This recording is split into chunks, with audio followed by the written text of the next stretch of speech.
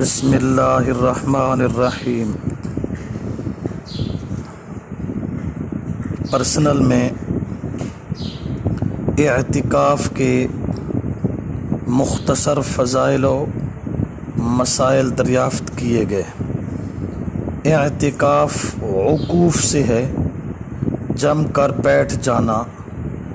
رمضان المبارک کے آخری 10 دن سنت کی نیت کے ساتھ مسجد کے اندر اپنے آپ کو پابند کرنا اعتکاف کہلاتا ہے۔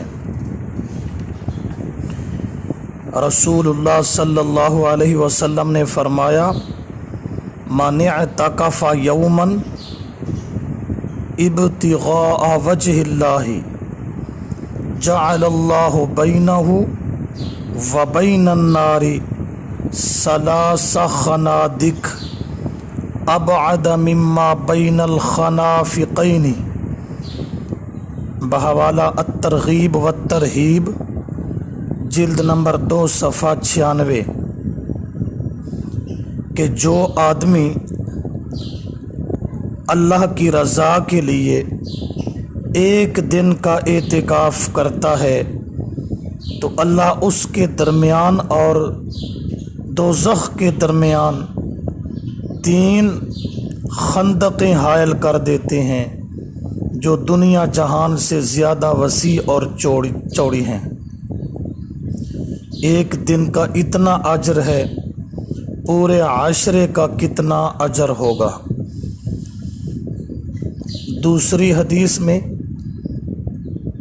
رسول اللہ صلی اللہ علیہ وسلم نے معتکف کے بارے میں فرمایا، ہوا یعتکف الذنوب ویجری لہ من الحسنات کعامل الحسنات کلیہا۔ مشکات جلد 1 صفحہ 183۔ اعتکاف والا آدمی گناہوں سے یوں محفوظ رہتا ہے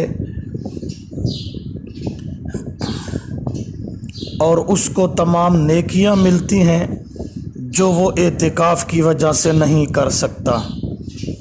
اور تیسری حدیث میں رسول اللہ صلی اللہ علیہ وسلم نے فرمایا، من اعتکف 10 فی رمضان کحجین وعمرتین۔ الترغیب جلد نمبر 3 صفحہ 96۔ جو آدمی اللہ کی رضا کے لیے رمضان المبارک کے آخری عشرے کا اعتکاف کرتا ہے، اس کے پچھلے تمام گناہ معاف کر دیے جاتے ہیں اور 2 حج اور عمروں کا ثواب بھی مل جاتا ہے۔ رسول اللہ صلی اللہ علیہ وسلم نے اس عظیم عبادت کو خود بھی کیا۔ وَكَانَ يَعْتَكِفُ كُلَّ عَامٍ 10۔ ہر سال رسول اللہ صلی اللہ علیہ وسلم رمضان کے آخری 10 کا اعتکاف فرماتے۔ فَأَعْتَكَ 20 فِي الْعَامِ الَّذِي قُبِضَ۔ جس سال آپ صلی اللہ علیہ وسلم فوت ہوئے اس سال 20 دن کا اعتکاف فرمایا۔ مشکات جلد 1 صفحہ 183۔ اور دوسری حدیث میں نبی پاک صلی اللہ علیہ وسلم کانا یعتکف العشر الاواخر من رمضان حتی قبضہ اللہ ثم اعتکف ازواجہ من بعدی۔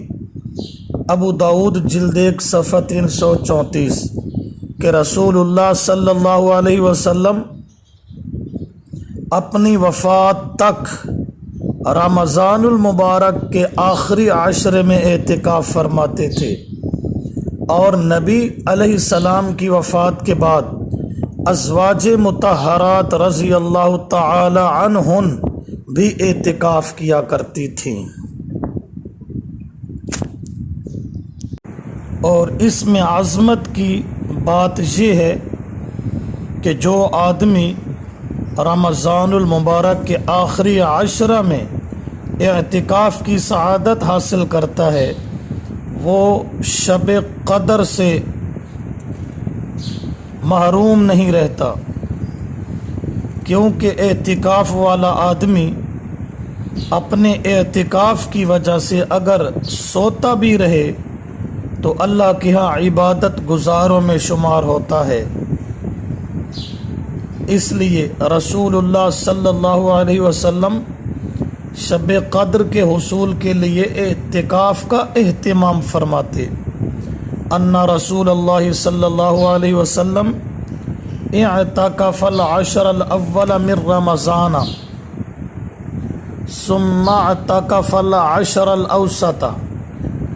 رسول اللہ صلی اللہ علیہ وسلم نے شروع کے اندر پہلے عشرہ کا اعتکاف کیا، پھر دوسرے عشرہ میں اعتکاف کیا، اور پھر لوگوں کو اعتکاف کی حالت میں فرمایا انی اعتکفت العشر الاول التمس هذه الليلة ثم اعتکفت العشر الاوسط ثم اتیت فقیل انها في العشر الاواخر فمن احب منكم ان يعتکف فيعتکف فاعتکف الناس معه۔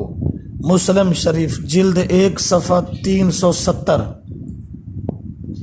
کہ میں نے پہلے عشرہ میں اعتکاف کیا لیلۃ القدر کے لیے، پھر دوسرے عشرہ میں اعتکاف کیا لیلۃ القدر کے لیے، پھر مجھے بتایا گیا کہ وہ تیسرے عشرے میں ہے۔ لہذا رمضان المبارک کا اعتکاف بیٹھنے والا آدمی لیلۃ القدر کا اجر حاصل کر لیتا ہے، جو یہ رات، اس رات کی عبادت خیر من الف شہر، یہ 1000 مہینوں سے افضل ہے، کیونکہ اس میں قرآن اتارنا شروع کر دیا گیا۔